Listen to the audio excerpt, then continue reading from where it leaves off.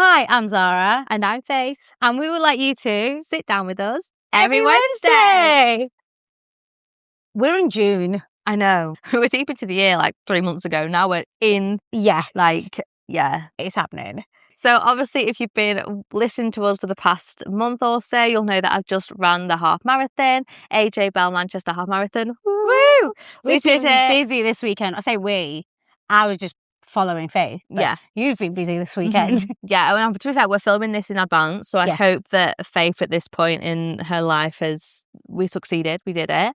If you want to know more about it, head over to our socials at Faith_Hiles and at Zara Borgi. Follow us on socials and you'll learn more every day of what we get up to, and you'll also learn just more of us, because why not? If you want more podcast type content, Sit Down With Us pod. Yeah. Is where it's at. Because we're literally always there. And the content's interesting, just funny. You'll see the bloopers. It's just more of us. Check it out. Yeah. You won't regret it. Fun. So yeah, anyway, today's episode, we're going to talk about comments. So comments that are not necessarily needed. No, and quite. Some unsolicited advice that people think is helpful, but it's really not. It's just ones that we've not necessarily asked for. And it's just like, there is, if I want your advice, I'll ask for it. Yeah. So let's get into it. So if you've lived with a chronic condition or a disability or a physical difference, you may come across a few of these comments. Mm-hmm. And I guess some of them can be quite triggering as well, because people say them. I don't know why they say them. I think it's a lack of understanding, a lack of awareness, and a lack of maybe self-respect of knowing what is right and wrong in that situation. Everyone, every disability, every difference is different. And every person deals with their disability and differences in a different way. Mm-hmm. I'm saying the same words all over again, but everyone deals with it in a different way. And you never know which stage someone's at. So just think before you make any comments or give any advice, and you never know, basically. And the same goes with any situation that anyone's in, not just people with disabilities, etc. So because it's like comments that I get now, I can deal with them and I can turn it into an educational moment. You would react to them differently. But back then, within my journey, those comments would have shut me down. So I think it's prevalent just to look into that today. 100%. So yeah. And I think some comments come from people being in denial of your disability, or almost like just trying to minimize it. Sometimes maybe to make themselves feel better, or just to be like, oh, it's nothing. Like it's kind of like brush it under the carpet type of thing, which I don't really understand the logic of that, to be honest. If I did, maybe I'd understand it. Yeah, but I wonder whether it's trying to come across as like a compliment, but it's just not in the way that they've represented the comment. It's just not come across that way. Yeah. You know? Yeah. Potentially. One comment that I sometimes get is that I look really good for a disabled person, or I look good to be disabled, if that makes sense. It's almost like I shouldn't be looking how I look because I am disabled. And it's like, what? Do you know? Sometimes I get that answer, that compliment, if you like. Yeah, because it's like they're saying you look good. Yeah. But then putting it with something that they are seeming as negative. Yeah. So and it's like how do you want me to take that? It's like a bittersweet compliment, like, well, thank you, I guess, but that's rude. I remember one time, I think it was the most recent time I had this comment, and I was like, but like, what is a disabled person supposed to look like? Like, what do you mean? And they were just like, oh, no, I was just trying to compliment you. And I was like, this is not a compliment, babe. Like, God loves a trier, but this is not it. Or like, on the other side of the scale, more like, what's the word? Out there kind of comment. People telling me I'm being lazy. Yeah, I've had that quite a few times, actually. Like, when people try to downplay, I think this is where it comes when people try to downplay your disability. And again, I don't completely understand the logic of this, but like, what do you mean I'm being lazy? Like, because that's your way of life. Like, that's your way to live. So how? I think sometimes when that comes across is when like someone sees me like going up the stairs, like with aid, obviously. I can't just like fly up the stairs. I wish I could. Would make life a lot easier. But and then other times I'm just too physically tired, or like it's been a taxing day, because being disabled is actually quite what's the word? Tiring at times. Yeah. Like, I know we joke when it's like you go around the ramps, we go around up the stairs, and it's not quite always as straightforward as that. And there's a lot of hoops to jump over. So when people call you lazy for doing one thing that you perhaps the day before or like a week ago, doesn't make you lazy. It's just at the time it's just not possible. And I just want to say, chronic fatigue is real. And I know so many people who struggle with chronic fatigue that get called lazy, and it's just so frustrating. Yeah. Like, I don't want to be in bed the whole day. I don't want to be like a couch potato most of my week, but it's just, I'm going to have to do that sometimes because chronic fatigue is real. Yeah. And I think it just brings exhaustion. But Definitely. It's not that you've exerted yourself, it's just the situation that you're in. And it's just, I think more grace needs to be given to those people with those chronic conditions and with chronic pain. 100%. Because I don't think there's enough awareness about that. No. Regardless of, like, obviously we specifically talk about disability and differences, but in terms of chronic fatigue, there is not enough awareness and understanding about what that is either. And I think oftentimes you see a physical disability and you're like, yeah, I get that. Oh, like you see me with a wheelchair and like, okay, she can't walk up the stairs. Like, I get that.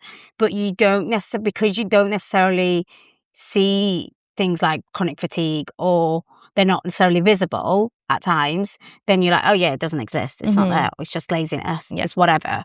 And it's not just whatever. No. It's pretty much, it's very much there, and it is very much a medical condition which needs to be addressed. Yeah. I think another form of comments that comes up is like this quick fix culture. And it's like, we'll get into the herbal side of it all later, because that's completely different. But a lot of the time in the past, I've had people, I'm guessing it's help and to try and fix a problem that in their eyes is a problem. Is the problem, yeah. But for me, it's like something to cope with while my hair was falling out. But I've had have you tried yoga to chill you out? Or have you tried CBD to chill you out? Or do you want me to find a friend? Do you want me to get my friend to find something to chill you out if you friend of a friend of a goldfish? Oh, yeah. So dear. And it's like, as much as you think that's helpful, it's not, because you're just highlighting that I'm a problem, or like, oh, I have an issue.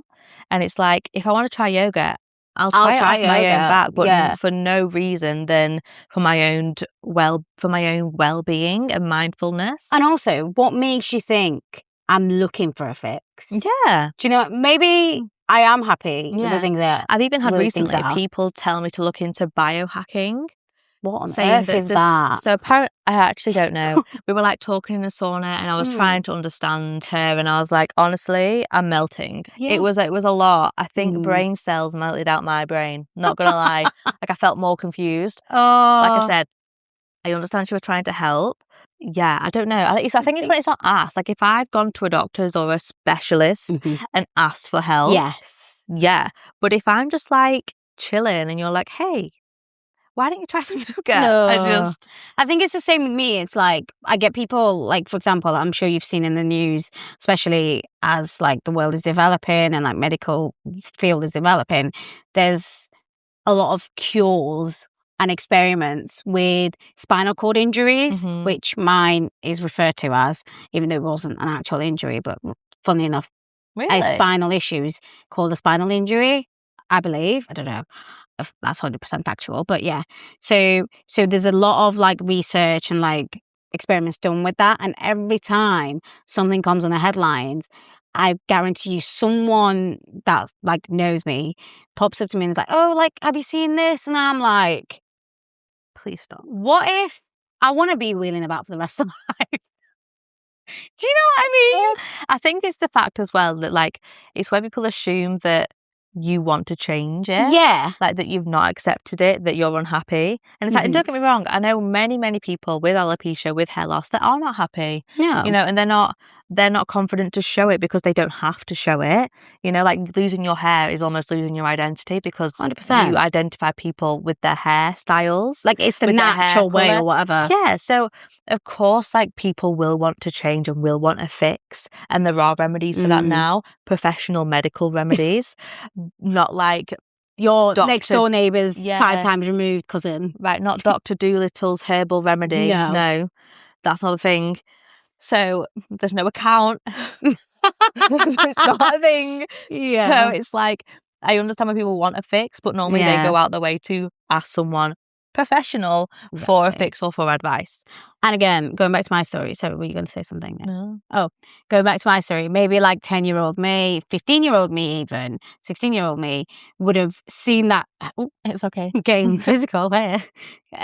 Seen that headline and like gone on a deep dive, searched it, thinking if I can do it, blah, blah, blah. But right now, I mean, I'm not going to lie. If someone came up to me and was like, there's a guaranteed fix, quotation marks, do it, I might consider it. But also there is obviously side effects, blah, blah, blah. So maybe not. But also it's just when people come up to you thinking every disabled person out there, or if you've got a disability or a difference, that you're constantly looking for a cure. Can we just stop that out? No.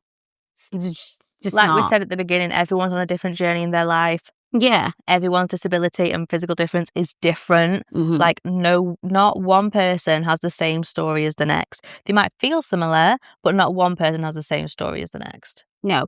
And can I just say, not to scare anyone off and not to kind of bash medical experiments in any way, but I know someone who actually, bit of a story time. Scratch that. Bit of a story time, actually. Me and my childhood best friend we both had the same condition. Not going to get into it too much, but we both had the same condition, and we were set to do a surgery together. We were literally about to be like bedside buddies at the hospital, and we went, and as randomly as possible, I ended up falling ill. And they were like, you're too ill to be put under. So mine was cancelled. Anyway, she went on, did the surgery. Lo and behold, she left worse than she went in. Oh my God. So can I just say, not always do we need to trust these experiments. Just saying. But again, to caveat, I'm not bashing medical experts. Obviously, sometimes they get it right, sometimes they get it wrong. It is just a gamble. But yeah, so just be mindful before you suggest these kind of articles to people. Yeah. And also, if yoga or a supplement worked, do you think I'd have hair right now? Like, do you think I've tried? Like, really? Seriously, really? Like, do you think I would, like, yeah. I don't know, like, I'm happy bald, and there's many reasons why I don't want my biological hair back. And I just find it like, I am a dancer. Do you think I've tried yoga? She's a flexible queen. She is. I love how you went. But to be fair, the one thing that I feel did make my hair grow back was eating a certain way. And I get this, I have had this in the past, like eat healthier. But I'm like, everything in moderation, every food is healthy if you eat it in moderation. So I don't like the eat healthier, don't eat bad foods, because there's no such thing as a bad food. No. There's no such thing, there's loads of good foods, but there's no such thing as like eating healthy. Just eat in moderation. Yeah. Like everything is good for you if you eat it in moderation. So yeah, and so for me, it was when I learned I was celiac. I ate gluten-free and my hair did start to grow back, but it didn't fix the problem. It just helped for a bit, because then my hair did still fall out worse than ever. Was not due to gluten, was not due to a blip and I ate gluten randomly and it all fell out. No, it just genuinely is one of those things. But that's the only thing that I have found that kind of helped through my alopecia journey. So yeah. But otherwise, no yoga, CBD oil. None of that. Olive oil. Olive oil? Yeah. Who suggested that? Yeah. Because a lot of women, they use Mhm. olive oil on their hair to make it richer. Interesting. Another strand of comments that... strand of comments? No pun intended. No pun intended. Oh. That I've received a lot, actually. These are the main ones. Is like the, I guess, toxic positivity and Mhm. like... I'm like, I guess it's like toxic positivity and mindset fixes, like telling me to stop stressing. I'm sorry, what? It's like, fixed. Wow, thank you. all the stress in the world zapped Gone. out. Like, thank you. I needed to hear that. What on earth? And another one is that you should think more positively. Rainbows and roses. It's like, Unicorns. you think more positively. Stop complaining about the rain. Like, what you think more positively? I just think it's a very like backhanded. Like, you just... What do you want from that comment? Like, what do you want me to say from that comment? Like, think more positively. Okay, I positively don't like you. What do you want me to say? Like, think more positively. And I'm sorry, didn't you lose your hair at 10 years old? Yeah. At 10 years old, some 10-year-olds have stress, but like, what real stress could you have? So surely you should connect the dots that your hair hasn't fallen out purely because of stress. Yeah, I'm not that negative that my hair's like, bye. Like, that didn't happen. And it's the fact that, like, it's an autoimmune condition. Sometimes can be due to stress, sometimes can be due to underlying factors such as celiac disease, such as eczema, such as Crohn's disease, such as so many other things. So there's no fix. There's no, just think positively and your hair will grow back. Like, just think more positively. And I was a happy kid. I was dancing, feeding my Nintendo dogs. I was a happy kid. Like, Nintendo dogs, what a time. Right? Nostalgia oh my right gosh. there. Yeah. So it's like, I've had it so much. Just think more positively. And it's just, and like, it's important to know, yes, your hair did fall out at 10 years old, but there's cases where the hairs have fallen out a lot sooner. Yeah. And again, should that not teach her it's not purely due to stress? Literally. There's a girl online that I follow, and her hair fell out when she was literally 1 year old. Like 1 year old. Okay, and it's like, riddle me that. So sometimes it is just, I mean, alopecia can be due to genetics. It could be like hereditary genetics. It can be absolutely so many reasons for it that you can't pinpoint one. And so thinking positively will not fix it. And just think, people want to give their 2 cents, but keep your 2 cents, I beg. And the first time I was told to stop stressing was by the doctor that diagnosed me. Moment of silence. Clearly didn't work. Oh dear. Because that would just make me stress more.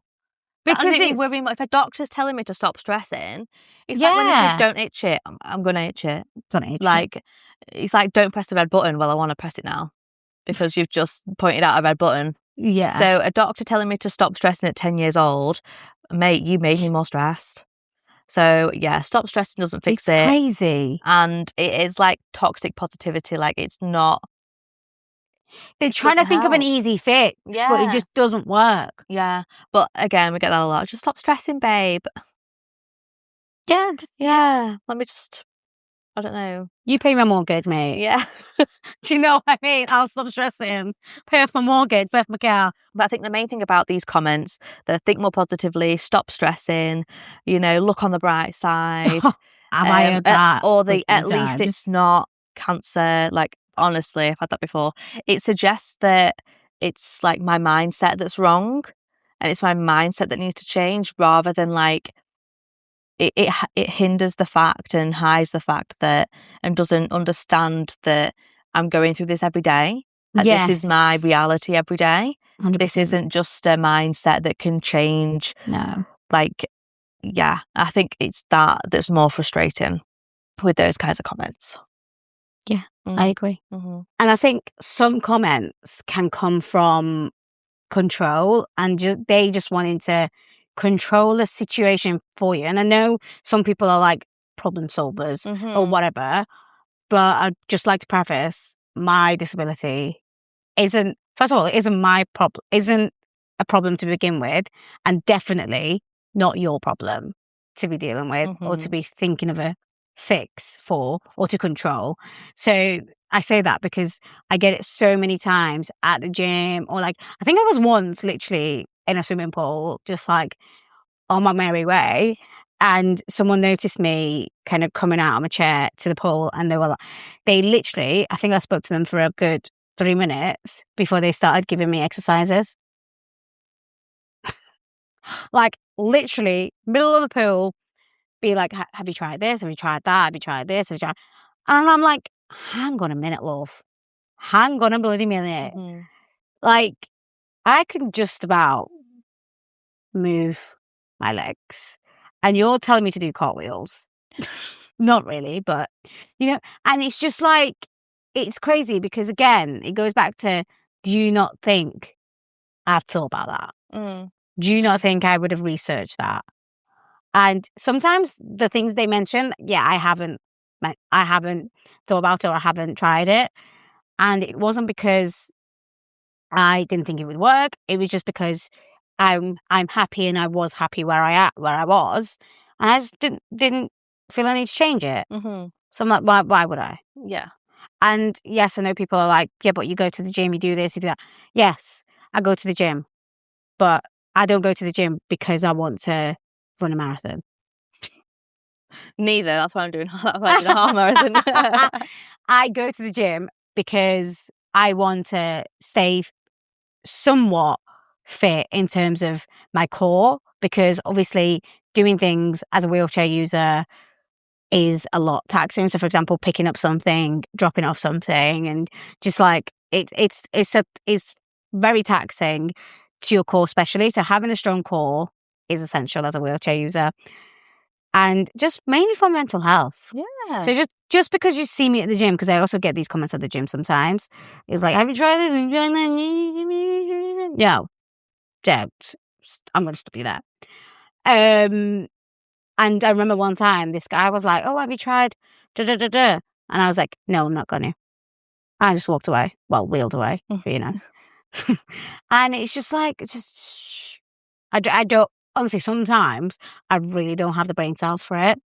I'm just like... It's when it's not welcome. It's like advice that's not advice. It's just like, just mind your own business. It's like, stop controlling the situation. Yeah. Calm down. I think for me, it's when they want to not control my appearance, but give me tips for my appearance. Like, just wear a wig. Or at least it's just your hair. It's like, one, it's not just hair. There's so much more that goes into it than just hair. Physically and visibly, yes. All you do see is my hair falling out. However, emotionally, mentally, physically, it's so draining to see the person who you look in the mirror and the person who you see, hair falling out. Like, it's traumatizing. Yeah. Like, it's not just hair. I think in weirdest way possible, and correct me if I'm wrong, I feel like telling someone to wear a wig if they have alopecia or going through alopecia is like stab wound, and telling someone to put a bandage on it, put a thingy on it, put a plaster on it. Plaster on it. As much as wigs are an option, yes, but that's not the fix. No. Like, oh, your hair's falling out. Oh, just wear a wig. Like, the better now anyway. Just wear a wig. No. And then even on the flip side, when people say I look better bald, I guess thank you, but I have no other option. Like, unless I wanted to wear a wig, which I don't because it's too hot right now. Like, what else would you want me to say? Like, I guess thanks, but yeah, it's an awkward one, because it's like, I guess thank you that you like the shape of my head. It's as if someone said to me, but you look better sat down. Yeah. Do you know what I mean? It's just like, so those, again, it's just appearance control and commenting on someone's appearance, especially while it's getting sunny outside and summer's coming. Just don't do it. No. Don't do it unless they ask for your opinion. And again, it might come from a good place, but the place is not good for that person. And I know the medical professional said don't stress, whatever, but unless you are a medical professional, don't feel the need to comment. Yeah. That was also 15 years ago with a medical professional. Yeah, so hopefully they've lived. Probably have learned. Probably. Yeah. And I think finally, for me, one thing that it's just really funny is the miracle treatments. So normally this happens from like a comment on TikTok saying like, how have you tried this herbal remedy? And the remedy is just a green tea. It's not. No. Oh dear. And honestly, we get so many of them, and normally it's a scam, and it's to pick on people that are vulnerable, and it's a joke, really. It's quite disappointing. However, there is one person online that I follow, I do see a lot, and I've met her before, and she's lovely. She had alopecia areata, and then she now sells or she's promoting hair supplements and hair remedies. I think it's like hair and nail growth, because you can get the pills like hair and nail growth, vitamin pills for that. Never tried it. I think I tried it when I was younger. Did nothing. Just tasted like cardboard. Honestly just felt like I was swallowing cardboard. Like did nothing for me. And she's basically said that this has aided her hair growth because her hair has grown back now. Okay. But just to preface, her alopecia type was areata, which is prone to growing back. Circles in patches that fall out but can grow back. And in her case, they grow back very, very thick, very healthy head of hair. And I'm actually really happy for her, because she was really struggling with her hair loss when I saw her. But she's flipped it of this hair pill. Almost put it down to the hair pills, which is wrong. And I think a lot of people do this, say their hair is growing more. I'm sorry. False advertising. The rosemary oil thing. The what was the other one? Begins with a C. Castor. Is it castor oil? Yeah. So you've got rosemary oil, castor oil. Again, works for some, not all. Can help your hair thicker. For some, not all. Again, I think it's a preference thing and how you use it. And I guess everyone's hair is different. It's not one size fits all. It's not a fix. It's normally just an assistance to make you feel better. I don't know. Personally, I just think that it's false advertising a lot of the time. And when people say, oh, just take a pill, No. It's like medical treatments that I've been offered, I've personally turned down because they were too invasive for the time that I got offered it or how old I was. Just out of curiosity, what were they? So one was an injection. Okay. So it's literally a steroid injection, where so they'd inject my scalp many a time. So a child, by the way. Yeah, I was offered this. I think I was only offered this when I turned 16. Okay. But before I was 16, they offered a different one. Okay. But this steroid injection, basically, they'll inject my head with multiple different, with the steroid to help hair growth.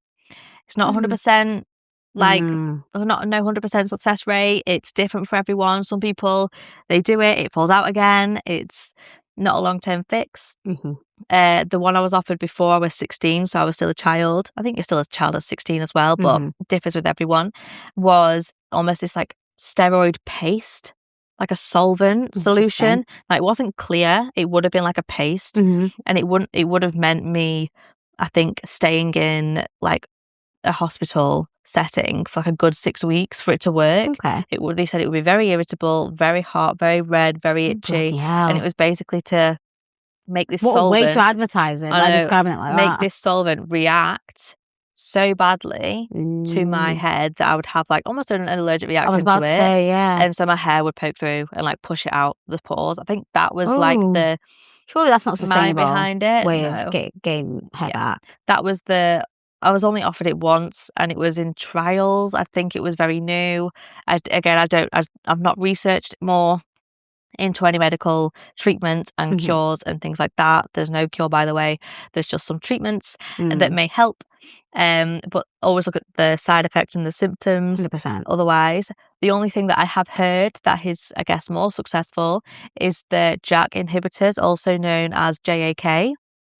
And they tend to work, but it's a long-term process. You're on it all the time. I think it is available in the UK, but not through the NHS that I know of. But yeah, that's the closest to a remedy, but not a cure. So yeah. That was very educational. I feel like that section was very educational. That was educational, I know, right? I even learned something, which is nice. But if one more Dr. Dolittle recommends me a herbal tea, I'll turn into a tree. Exit now. Yeah. Stop. Bye-bye. And if you're sat there by this point of the video, or audio, whichever way you listen/watch, and you're thinking, well, if we can't give our advice, if we can't give our opinion, what can we say instead? And I'll tell you that for free. And I'll tell you what you can say. And again, like we've said, every disability is different. Every person deals with their disability/difference in a different way. So what we suggest might not work for everyone. So take it with a pinch of salt and just ask them. So you can say, I'm here for you. How would you like this to go? How would you like me to help you alongside what you're going through? Or you could just acknowledge that what they're going through is hard. Yeah. Because don't just like dumb it down. Don't just try to say, oh yeah, it's whatever. Oh, but like you look great bald. Like, or like, oh my God, like at least there's wheelchairs. Like that is not great. That is not a great comment. So just acknowledge what it is. Acknowledge it for what it is. And just be there for them. Yeah, I think it's almost like You go. And you're up. I think it's to create a space where the person feels comfortable to talk to you about their feelings, if they're feeling a certain way about their difference and disability, because it's quite a vulnerable thing to open up and talk about. I only ever did to family and friends, and I always have. Now I'm much more open, and I'll just tell my coffee shop gal, like I will just tell the person making me a coffee. Mike down the road. Yeah, like maybe I need to stop doing that. But like I tell anyone, you know. But I think it's creating a space where people can feel comfortable. And I had an actual instance with this when I was, and we're going to do more high school content closer to school opening back up again in the August-September time, but just a little one now. Me and my best friend back in the time in high school, we had a code word of let's go for a wander, which meant that let's just go for a walk, which was normally at our break times, lunch times, or any break throughout the day. And it would mean that my wig was sliding back without her saying like your wig's sliding back, or if she felt that I was uncomfortable and like my shoulders were up and I felt uncomfortable, I could say the same, let's go for a wander. And that was our code word to like, let's go find some safety, let's find some space, let's sort ourselves out. So that was how we did it. So I think it's just creating an environment for that person to feel comfortable, and that's enough support, other than instead of like the worst thing she could have done is just fix your wig. Like, your wig's falling off, by the way. Pull it forwards, like no. Literally. So I think it's, again, just being mindful that person is like, you don't know how they're feeling. You're not in their brain. Maybe let them lead the way sometimes. And that's easier said than done, because sometimes we don't even know what the best way is. No. And I mean, sometimes, like, for example, the woman in the sauna, like, we did start off by me talking about my hair and about this recent blood test I had, but I then was not asking for her opinion. No. I was asking for her opinion on something else within it, but not on that particular thing. Yeah. So, yeah, it's just to kind of read the room. Yeah. Which I know is tricky for some people, but yeah, I think don't always feel like you have to fix it. Yeah. Like, my disability is not there for you to fix, respectfully. I think also if that person's opened up to you and not allowed a conversation, but started a conversation of this, be grateful that they're actually opening up to you about it and they're including you within their journey, because it's not an easy journey. No. It never is. So yeah, just give them grace and space. Ooh. Grace and space. You're in it with the rhymes today. Give me a book. Where's Shakespeare? God, maybe not Shakespeare. Thou shall rhyme. Love thy neighbour. Oh, that's the Bible. And to close it up here, we know that everyone means well with these comments, but these are just certain ways to rephrase them, or just to look at them a certain way before you say them. And if you've been on the receiving end of these comments, I hope you can realise now you're not alone. No. So thank you for listening and watching today. I hope you've enjoyed. And we'll see you again next Wednesday for a very feisty episode. Oh, I'm excited. I know.